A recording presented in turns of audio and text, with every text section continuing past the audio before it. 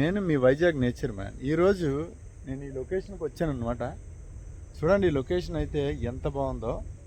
So location ఎంత బాగుందో దీని వెనక ఒక ప్లాస్టిక్ ప్రపంచమే ఉందన్నమాట. సో దీని అంతటికీ కారణం ఎవరు, ఎందుకు, ఎలా, ఇది ఇలా పొల్యూట్ అవ్వడానికి కారణం ఏంటనేది నేను మీకు క్లియర్గా చూపిస్తాను.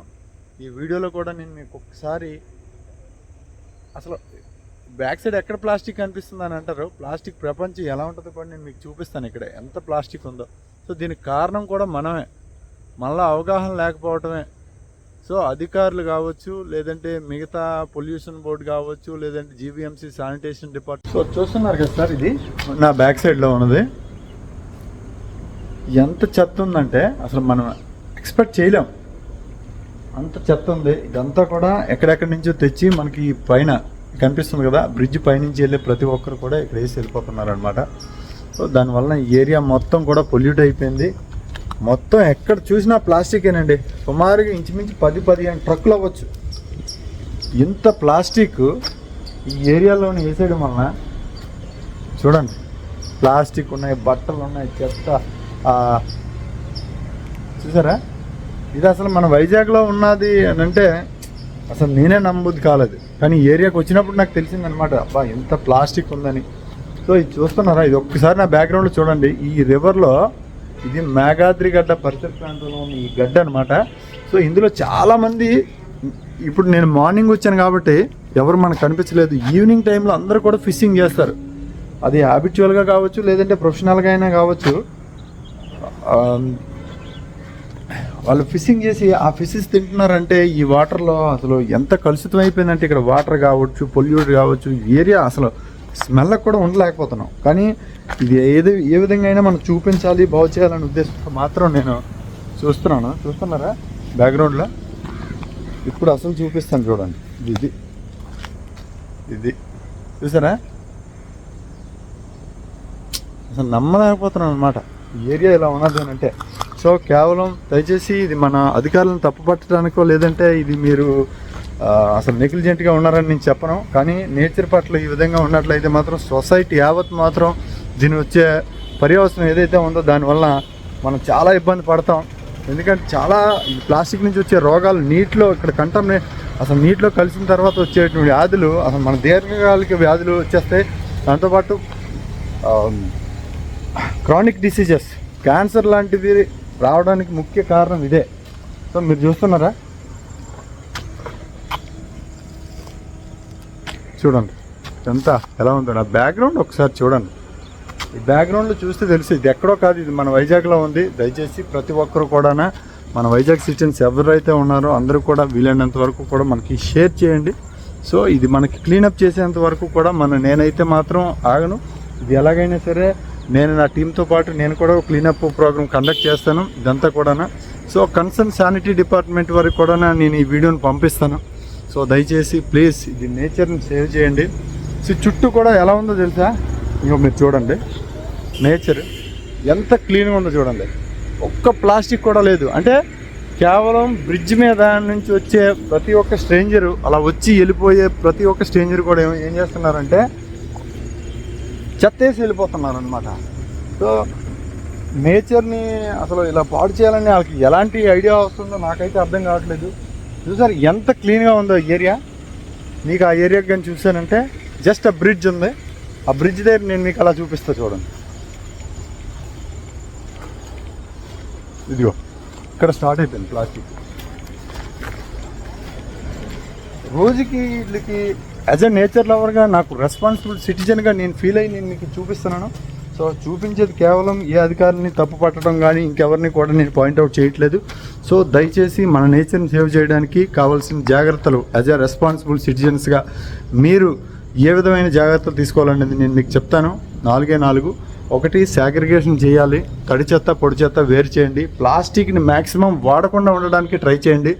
సో మన పేజీ నుంచి మనం చాలా వరకు కూడా రైతు బజార్లోని జూట్ బ్యాగ్స్ పంచాము, అలాగే స్టీల్ బాక్సెస్ ఇచ్చాము. సో అంతమందికి నేను ఎఫర్ట్ చేసి ఇవ్వలేను. సో దయచేసి మీకు మీరుగానే కొంచెం మీరు ఆ ప్లాస్టిక్ని కంట్రోల్ చేసినట్లయితే మన సొసైటీని ఈ విధంగా ప్లాస్టిక్ రహిత ప్రపంచంగా క్రియేట్ చేయడంలో మనం ఒక పాత్ర పోషించగలం అని చెప్పి నేను ఆశిస్తున్నాను.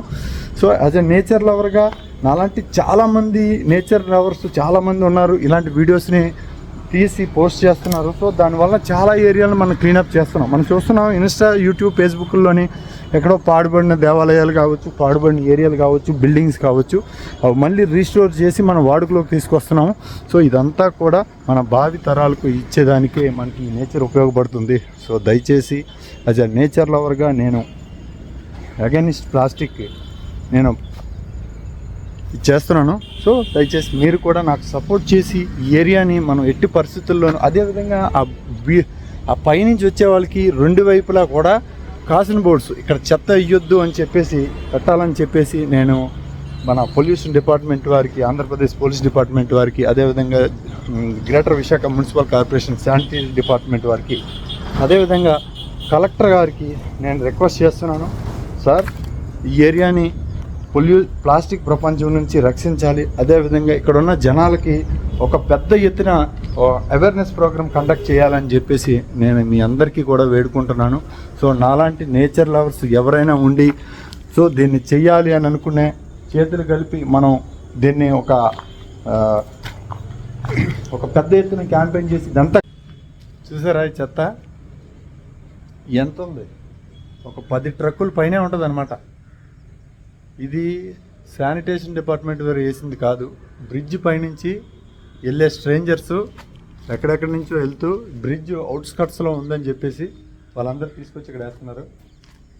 సో దేవునికి అంత భక్తితో పూజ చేసుకున్నాడు చూసారు, ఆయన చెత్త దగ్గర తీసుకొచ్చి వేసాడు ఇక్కడ. సో ఆయనకి ఏం పుణ్యం ఉంటుంది.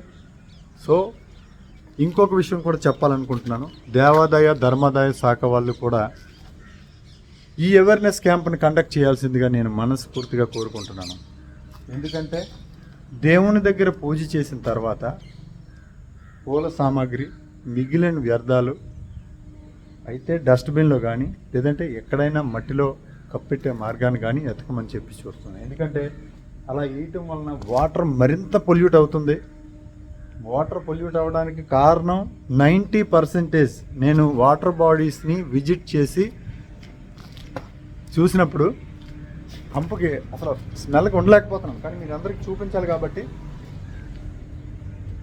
ఇక్కడ ఇంత చెత్తలోని కూడా ప్లాస్టిక్ ఒక ఎత్తు అయితే 90% పూల సామాగ్రి ఉందండి. ఇగో చూడండి, ఇదంతా పూల సామాగ్రి. అంటే పూజకి సంబంధించిన పూల సామాగ్రిని తీసుకొచ్చి ఇదిగో ఇక్కడ కవర్తో పెట్టి పడేశారు. అంటే మీకు అసలు ఏం పుణ్యం ఉంటుంది, దేవునికి అసలు పుణ్యం రావాలనే కదా. సో మీరు ఇలాంటి పాపాలు చేస్తే మీకు ఏం పుణ్యం వస్తుంది చెప్పండి. సో దయచేసి అందరి భక్తులకి కూడా నేను రిక్వెస్ట్ చేసేది, సో ముఖ్యంగా దేవాలయాల్లో పనిచేసేటువంటి పూజారులకి, భక్తులకి అనౌన్స్మెంట్ ఇవ్వాల్సింది ఏంటంటే ఎక్కడ కూడా పూజ సామాగ్రిని నదుల్లోనూ వాటర్ బాడీస్లోనూ కలపొద్దని చెప్పేసి మనకి అవేర్నెస్ కండక్ట్ చేయాలని చెప్పి నేను మీకు కోరుతున్నాను. దయచేసి దేవాదాయ ధర్మాదాయ శాఖ వారు, అలాగే మిగిలిన చిన్న పెద్ద అలా గ్రామ స్థాయి నుంచి సిటీస్లో ఉండే పెద్ద పెద్ద టెంపుల్స్ వరకు కూడా పూజ సామాగ్రిని దయచేసి ఇలా వాటర్లో కలపొద్దు. దానివల్ల వాటర్లో చూస్తున్నారు కదా నాకు ఈ బ్యాక్గ్రౌండ్లో ఉన్న ఈ లొకేషన్లో ఎంత చెత్త. ఆ బ్రిడ్జ్ పై నుంచి సరే, ఆ బ్రిడ్జ్ పై నుంచి ట్రావెల్ చేస్తున్న ప్రతి ఒక్కరు కూడా ఎక్కడెక్కడి నుంచో వస్తున్నారు. ఈ చెత్త వేసే వాళ్ళు ఎవరు కూడా ఈ ఏరియా వాళ్ళు కాదు. ఈ ఏరియా వాళ్ళు చాలా జాగ్రత్తగానే డస్ట్బిన్లు, జీవీఎంసీ వారు ఇచ్చినటువంటి డస్ట్బిన్లో వేసుకొని చాలా జాగ్రత్తగా ఉంటున్నారు. కానీ వీళ్ళు ఇదో చూసారా, ఆయన అయ్యో బ్యాగ్ చూపిస్తాను.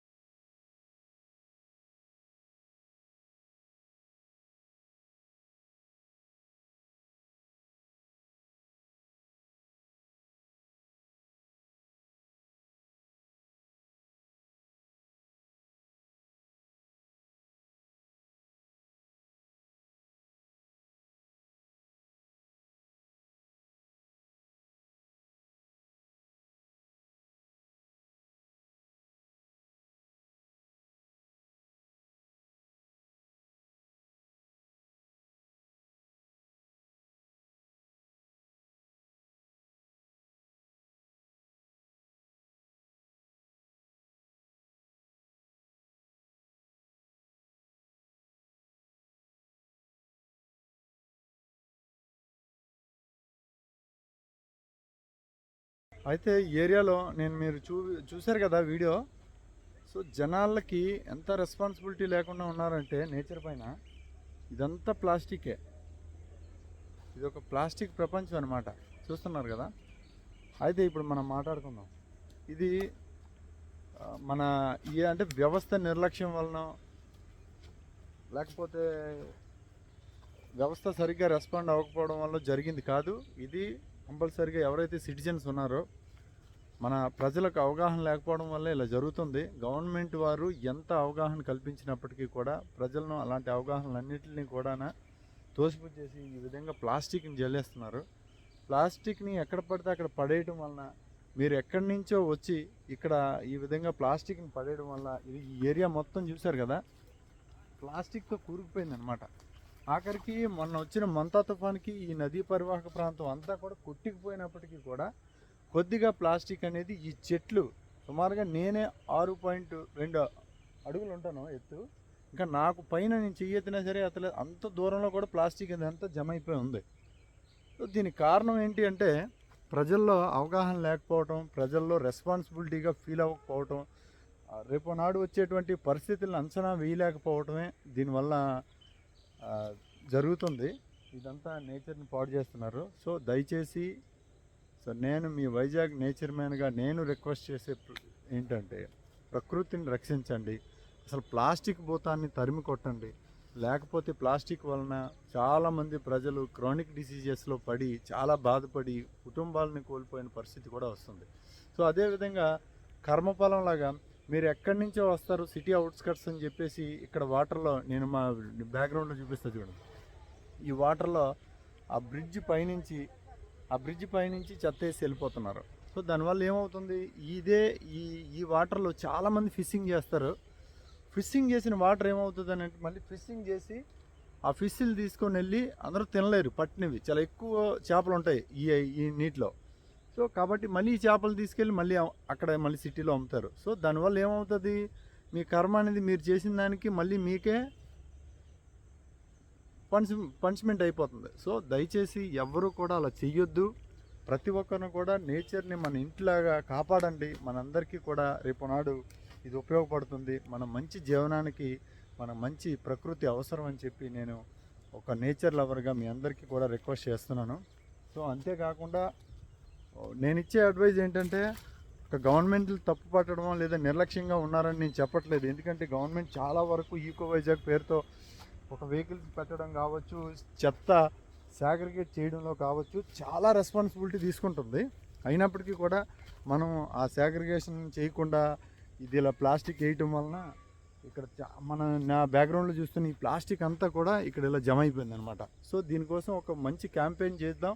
అలాగే పొల్యూషన్ బోర్డు వారికి, జీవీఎంసీ వారికి, శానిటేషన్ డిపార్ట్మెంట్ వారికి కూడా నేను ఈ వీడియోని ట్యాగ్ చేస్తాను. సో దాంతోపాటు నేను వెళ్ళి పర్సనల్గా కూడా నేను కలిసి ఈ ఏరియా ఇలా ఉంది సార్, చుట్టూ గ్రీనరీ మధ్య ఈ విధంగా ప్లాస్టిక్తో పొల్యూట్ అయి ఉందని చెప్పేసి దీన్ని ఒక మంచి క్యాంపెయిన్గా క్రియేట్ చేసి ఇదంతా కూడా క్లీన్ చేసే క్యాంపెయిన్ కండక్ట్ చేద్దాం. సో మీరు కూడా నాతో రావాలి, నాతో పాటు మీరు చేయి కలపాలి అని అనుకుంటే కనుక మీరు కామెంట్ సెక్షన్లో కామెంట్ చేయండి. ఈవెంట్ డేట్ నేను మీకు అనౌన్స్ చేస్తాను. సో ఆ రోజు మనం ఈ ఏరియాని, ఈ పర్యావరణాన్ని మనం రక్షించే లవర్స్గా మీరు ఎంత రెస్పాన్సిబిలిటీ ఉందో మీరు మీ రెస్పాన్సిబిలిటీని తెలియజేయండి. సో అంతేకాకుండా ఇప్పుడు మనం ఈ ప్లాస్టిక్ని గతంలో నేను ఒక 2-3 ఏరియాల్లో సాగ్రిగేట్ చేశాను. అలాగే నా టీంతో పాటు నేను కొద్దిగా క్లియర్ చేయించాను. అయినప్పటికీ నా ఒక్కడి వల్ల అవ్వలేకపోతుంది. ఎందుకంటే ఒక్క మనిషి లేదంటే నాకున్న ఒక 10 మంది 5 మంది టీంతో నేను చేయాలి అని అనుకునేది నాకైతే కష్టతరంగా ఉంది. సో నేను చేయడంలో మాత్రం ఎక్కడా కూడా ప్రయత్నం అనేది విఫలం అవ్వట్లేదు. నేను చేస్తున్నాను. సో అలాగే అందరినీ కూడా నేచర్ లవర్స్గా ఫీల్ అయ్యి మన ప్రకృతిని మీరు రక్షిస్తారని చెప్పేసి నేను ఆశిస్తున్నాను. సో అదేవిధంగా వాటర్లో పొల్యూట్ చేయొద్దండి. ఎందుకంటే ఈ చూడండి బ్యాక్గ్రౌండ్లో, సో నా బ్యాక్గ్రౌండ్లో ఇంతలా చెత్త వేశారు.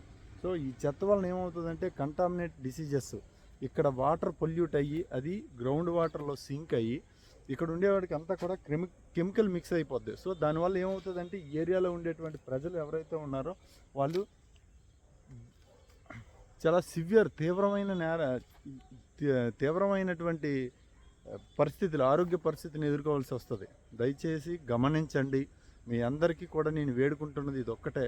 మీరు నాకు చెయ్యాల్సింది ఏం లేదు, మీ చెత్తని సాగ్రిగేట్ చేసి ఇలాంటి నదులలో కానీ లేదంటే ఇలాంటి గ్రీన్గా ఉన్న ఏరియాల్లో కానీ దయచేసి వేయొద్దు.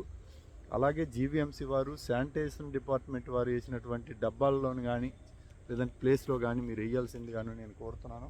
సో యాజ్ ఎ రెస్పాన్సిబుల్ సిటిజన్గా మీరు ప్లాస్టిక్ పైన ఎంత అయితే మీకు అవగాహన ఉందో మన కామెంట్ సెక్షన్లో తెలియజేయండి. అదేవిధంగా మనకి వైజాగ్లో నేను చాలా ఇలాంటి క్లీనప్ ఈవెంట్స్ కండక్ట్ చేస్తున్నాను. సో దానికి కూడా మీరు రావాలి, మీకు ఇంట్రెస్ట్ ఉందనుకుంటే మన పేజ్ని ఫాలో చేసి పెట్టుకోండి. ఎందుకంటే ప్రతి అప్డేట్ కూడా మన పేజ్లో నేను ఇస్తున్నాను. సో ఈ వీక్ ఏదైతే ఉందో ఈ వీక్ టోటల్గా నేను అగెనిస్ట్ ప్లాస్టిక్ పోరాటం చేయబోతున్నాను. దాంతోపాటు ఎక్కడైతే ఇలా ప్లాస్టిక్తో నిండుందో ఈ ఏరియాని మన వీడియో రూపంలో మనం బయటికి తీసుకొని వెళ్తున్నాం. వెళ్ళి వాళ్ళకి ఎవరైతే కన్సర్న్ డిపార్ట్మెంట్స్ ఉంటారో వాళ్ళకి మనం ఇది తెలియజేస్తున్నాం. ఇది క్లీనప్ చేయించి ఇది మళ్ళీ ఒక గ్రీన్ ఏరియాగా తీర్చిదిద్దాల్సిన అవసరం ఒక రెస్పాన్సిబుల్ సిటిజన్గా యాజ్ ఎ నేచర్ లవర్గా నాకైతే ఉంది. నేను కూడా మీకు ఆశిస్తున్నాను మీకు కూడా ఉందని. సో ఉంటే కనుక మన వీడియోని లైక్ చేయండి, షేర్ చేయండి, సబ్స్క్రైబ్ చేయండి. సో ఇలాంటి స్పాట్స్ మీకేమైనా కనిపిస్తే కనుక మీరు లొకేట్ చేసి సో నాకు లొకేషన్ అయినా పెట్టండి లేదా వీడియో తీసి ట్యాగ్ చేయండి మన పేజ్కి. దీంట్లో మనం చాలా రెస్పాన్సిబిలిటీ ఫీల్ అవ్వాల్సిన అవసరం ఉంది. నేచర్లో చూసారా ప్లాస్టిక్స్ అండి, అసలు ఈ ప్లాస్టిక్ అనేది ఇది ఇంచుమించు సుమారుగా 400 నుంచి 500 సంవత్సరాలు పడుతుంది ఇది భూమిలో మెల్ట్ అది అసలు కలవటానికి. సో కాబట్టి మనందరం కూడా ప్రజలు కొంచెం చైతన్యం అయ్యి ప్లాస్టిక్ మీద మనం పోరాటం చేసి దీన్ని మనం నిర్మూలించగలిగితే తగ్గించాలని చెప్తాను. ఒక్కసారిగా మనం ప్లాస్టిక్ లేకుండా, ఎందుకంటే వన్స్ అపాన్ ఎ టైం గవర్నమెంటే దీన్ని అనౌన్స్ చేసింది. ఎందుకు అప్పుడున్న అటవీ భూముల శాతం తగ్గిపోతుంది, చెట్లు నరికేస్తున్నారు. సో దీనివలన వచ్చే ప్రొడక్ట్స్ అంటే అటవీ ఉత్పత్తుల వలన ప్లాస్టిక్ అల్టిమేట్గా తీసుకొచ్చినట్లయితే అటవీని మనం కాపాడవచ్చు అని చెప్పేసి 80s సో గవర్నమెంటే దీన్ని ప్రమోట్ చేసింది. సో అన్ఫార్చునేట్ సిచ్యువేషన్ మనకి ప్లాస్టిక్ విపరీతంగా పెరిగిపోవటం వలన సో ఈ విధంగా అవుతుంది. సో అదేవిధంగా గవర్నమెంట్ వారికి కూడా నేను రిక్వెస్ట్ చేసేది, ప్లాస్టిక్ని ఎవరైతే తయారు చేస్తున్నారో సో వాళ్ళకి కొన్ని కండిషన్స్తో అదేవిధంగా ఈ ప్లాస్టిక్తో ఉన్న ఇండస్ట్రీస్ ముడిపడి ఉన్న ఇండస్ట్రీస్ అందరికీ కూడా మంచి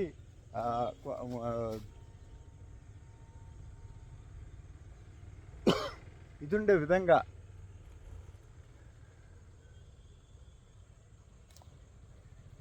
మంచి నాణ్యత పరిమాణాలు కలిగి అలాగే హ్యూమన్కి ఎఫెక్ట్ లేని విధంగా కూడా అది చేయాలని నేను కోరుతున్నాను. అలా వాటర్ అనేది పూర్తిగా కంటామినేట్ అయిపోతుంది. దీనికి ఆపోజిట్ ఏరియా చూడండి ఎంత బాగుందో లొకేషన్. అసలు మీరు వచ్చి చూసుంటే నేను ఇంకొక యూట్యూబ్ వీడియో లింక్ నేను దీంట్లో పెడతాను చూడండి. మొన్న మంతా తుఫాన్ సమయంలో నేను తీసిన వీడియో ఎంత క్లీన్గా ఉందో. సో మంతా తుఫాన్ వచ్చి 1.5 month 2 monthsలోనే మనం ఎంత చేయగలిగాము అని అంటే సంవత్సరాల పొడవునా ఇక్కడ ఏ మాదిరి చెత్త పెరిగిపోతే ఒకసారి చూడండి. ఏదేమైనప్పటికీ మన ప్రయత్నంలో ఆగదు, దీంట్లో మనం విఫలం అవ్వకూడదు. కంపల్సరీగా మనం నేచర్ లవర్గా సో ఈ ఏరియాని నేను రక్షిస్తానని మీ అందరికీ కూడా నేను మాట ఇస్తున్నాను. సో మాట ప్రకారం ఈ ఏరియాని ఎక్స్ప్లోర్ చేసి దీన్ని క్లీనప్ కండక్ట్ చేసేంత వరకు కూడా నేను నిద్రపోనని చెప్పి కూడా నేను మీ అందరికీ కూడా మాట ఇస్తున్నాను. సో నేను నా వంతుగా బాధ్యతగా నేనైతే ఉన్నాను. సో మిగతా వాళ్ళని కూడా ఉండాలని నేను కోరుకుంటున్నాను. లేకపోయిన వాళ్ళకి కూడా బాధ్యతాయుతంగా ఉండేలా చేయాలని గవర్నమెంట్కి నేను రిక్వెస్ట్ చేస్తున్నాను. ప్రతి ఒక్కరు కూడా గవర్నమెంట్ తలుచుకుంటే చేయలేనిది ఏమీ లేదు. ఇలాంటి వాటి నుంచి మనం ప్రొటెక్ట్ చేయాలని చెప్పేసి, నేచర్ని ప్రొటెక్ట్ చేయాలని చెప్పేసి మనందరికీ కూడా మనస్ఫూర్తిగా కోరుకుంటున్నాను. సో ఈ రోజుకింతే. మళ్ళీ మన ఛానల్లో మనం కలవాలని అనుకుంటే పేజ్ని ఫాలో సబ్స్క్రైబ్ చేసి పెట్టుకోండి. మళ్ళీ మనం కలుద్దాం. ఏమైనా సరే ఇలాంటి క్లీనప్ ఈవెంట్స్ కానీ ఇలాంటి ఏరియాలు మీ ఏరియాలో ఎంత దట్టి ఏరియాస్ ఏమైనా సరే మీకు ఉంటే కనుక నా పేజ్కి ట్యాగ్ చేయండి. నేను వస్తాను, లొకేట్ చేస్తాను, షూట్ చేస్తాను. అలాగే వీలైనంత వరకు కూడా మనం క్లీనప్ ప్రోగ్రామ్ కండక్ట్ చేయడానికి మన టీమ్స్తో పాటు చాలామంది వాలంటీర్స్ నేచర్ లవర్స్ ఉన్నారు. నేచర్ని ప్రొటెక్ట్ చేయాలని మాత్రం ట్రై చేసే వాళ్ళు వేల కొద్ది లక్షల కొద్ది దేశం మొత్తం మీద ప్రపంచంలోనే ఉన్నారు. దయచేసి వాళ్ళని సపోర్ట్ చేయాలి అని అనుకునే ప్రతి ఒక్కరు కూడా ఈ వీడియోని వాళ్ళకి ట్యాగ్ చేయండి. సో ఈ రోజుకింతే, మళ్ళీ కలుద్దాం. మన పేజ్ని ఫాలో చేసి పెట్టుకోండి, సబ్స్క్రైబ్ చేయండి ఫస్ట్ ఇది చూసే వాళ్ళు అయితే. వీడియో ఎంత యూజ్ఫుల్గా అనిపించిందో లేదో తెలియదు, కానీ నాకు తెలిసి సొసైటీలో అయితే మనకు చాలా ఉపయోగపడుతుంది అని నేను ఆశిస్తున్నాను. ఓకే, బాబాయ్, మళ్ళీ వీడియోలో కలుద్దాం.